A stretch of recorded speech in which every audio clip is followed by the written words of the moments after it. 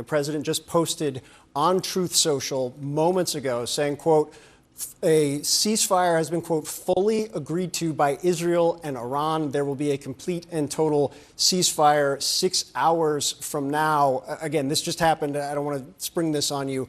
And we're trying to figure out exactly what it means. It's a rather lengthy post on Truth Social. Again, we had been reporting, Clarissa and I were just discussing that there were warnings about strikes in Tehran. There have been strikes throughout the course of the day. What do you think this means?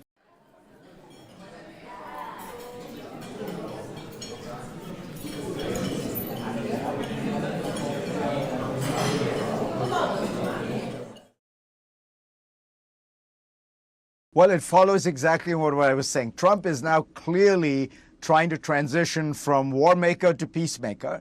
And he's used his considerable influence with Bibi Netanyahu.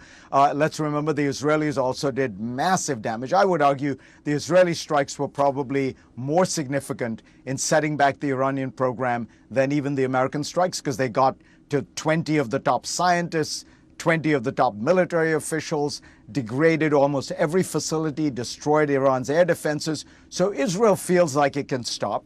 Trump wants to move into a peacemaking role. He wants it to stop. The Iranians obviously have it's only good for them because they have not been able to really respond in any sense to Israel's pummeling attacks because they don't have much capacity. But then the question becomes, what do those negotiations look like? The key stumbling block has been this. President Trump began the negotiations saying Iran could have some enrichment capacity, but it couldn't be the kind that could be weaponized. The Israeli position has been no, zero enrichment under any circumstances. The Iranian position has been we have to have the legal right to enrich, which is our right under the NPT. So that's where you have it. Israel and Iran were at complete loggerheads. The U.S. had a middle position. About 2 weeks ago, Trump moved to the Israeli position. So the question is, now that he wants to be a peacemaker, is there going to be any give there? Or do the Iranians feel they're so weak, they have no option but to move to concede to the Israeli position? That is going to be the heart of the negotiations once they begin.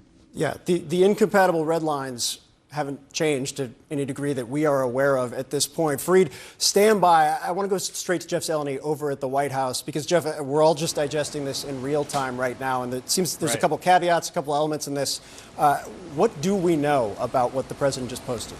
Well, what we know is the president clearly is trying to move on very quickly, not only to turn the page, but to try and close the book on this entire 12-week episode. And we're seeing the message right there on Truth Social, which just came out. And Phil, never mind how extraordinary it is to basically explain what the president hopes would be the end of a war in a Truth Social post, rather than having officials actually explain it, or the president himself. But the question is, several come to mind. One, does the president speak for Iran here? He could certainly speak for Israel, more likely that an endgame would be in sight, as we've been reporting. But it's a very much an open question,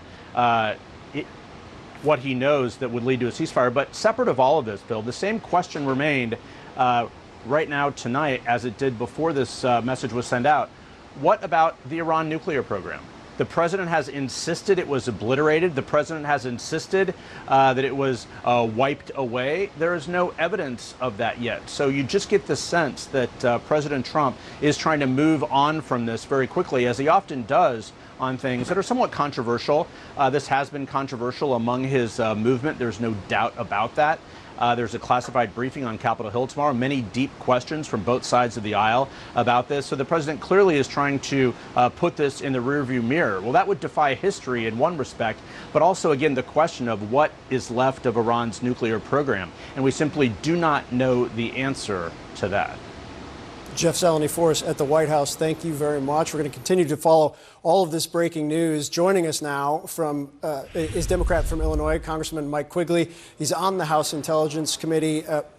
Congressman, as we kind of try and understand exactly what the president is laying out here on Truth Social, what's your initial reaction to the potential for a ceasefire that's being announced here? Oh, look, we always welcome a ceasefire. There's always room for diplomacy. It's also important to understand how we got here. The hopes is that they continue to move toward a negotiated agreement here. But that agreement sounds a heck of a lot like the JCPOA, right? The deal that Iran was in compliance with years ago. They weren't creating material necessary for a bomb, and President Trump pulled us out of that deal. And so Iran went forward developing that material, creating a threat, which he now has to go bring us to a brinksmanship form, totally unnecessary. The administration was scheduled to conduct an all-member House briefing on their intelligence, where things stood in the operation from the weekend. There were a lot of questions, not just Democrats, Republicans had as well, going into that briefing. What did you learn? Well, look, all we can talk about is the fact that those threats are there. The fact of the matter is, Iran is one of the largest state sponsors of terrorism, and that this attack created a very real risk for our allies and the United States at home, and obviously great concerns for our 40,000 troops throughout the Middle East and those bases there. And look, as your reporting just talked about, it's going to take some time before we know where the Iran nuclear program is. I'll say this. It's extremely complicated. They're very difficult targets. And what we're talking about here is extremely mobile. So I think it's beyond the realm of normal optimism to think that the system, the process, and where they're going has been obliterated. There are still very real concerns, but we're going to learn a lot more in the coming days and weeks. And again, I'm very aware there are very significant limits to what you can say coming out of a briefing like the one you were just in. But it seems to be what you're saying is the president's contention that the program was destroyed, obliterated, no longer exists, does not track with your understanding of things after this briefing.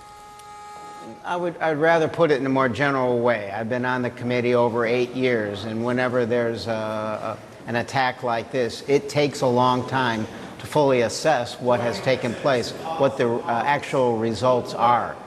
The fact of the matter is, it's an area that we're denied, and it's much tougher to get a true assessment. And generally, before the briefings, we all knew this stuff was very mobile. So I knew when the president said it was obliterated, it is the hyperbole of the president on a typical basis that nothing is ever going to be maybe or halfway. It's going to be total. And that's just not the way these operations work. They're never completely successful. Again, it's a difficult mobile target. It's really important context. Congressman, really appreciate your time, especially coming out of that briefing. Thanks so much. Thank you. Take care.